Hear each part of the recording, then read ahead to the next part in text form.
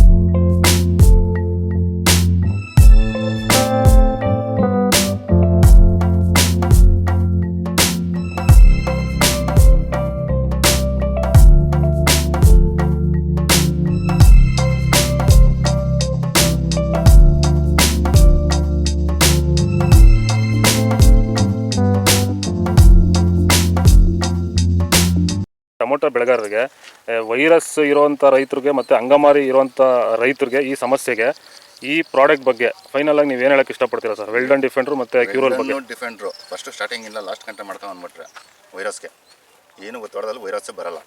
ಅಂಗಮಾರಿ ರೋಗಕ್ಕೆ ಕ್ಯೂರಲ್ ಕರೆಕ್ಟಾಗಿ ಮಾಡ್ಕೊಂಡ್ರೆ ಬೇರೆ ಔಷಧಿ ಹೊಡೆಯೋಷ್ಟೇ ಇಲ್ಲ, ಆರಾಮಾಗಿ ಕಂಟ್ರೋಲ್ ತಗೊಬೋದು. ರೈತರು ಆರಾಮಾಗಿ ಯೂಸ್ ಮಾಡ್ಬೋದು ಇದನ್ನ.